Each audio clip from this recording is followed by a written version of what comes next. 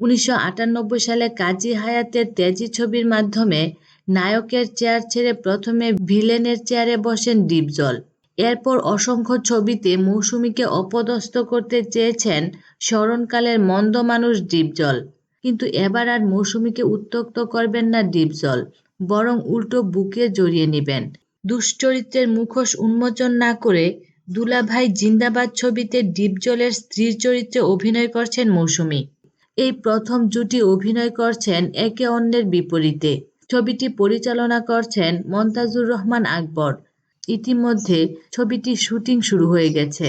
80-র দশকের শেষ প্রান্তে চলচ্চিত্র অভিনয়ে নাম লেখান ডিপজল। 1993 সালে সোহানুর রহমান সোহান পরিচালিত কিয়ামত থেকে কিয়ামত ছবির মাধ্যমে জমকালো আবির্ভাব হয় মৌসুমীর।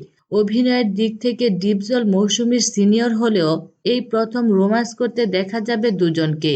বিনোদন জগতের নিত্য নতুন খবরাখবর জানতে আমাদের চ্যানেলটিতে সাবস্ক্রাইব করার জন্য আপনাকে আন্তরিক ধন্যবাদ।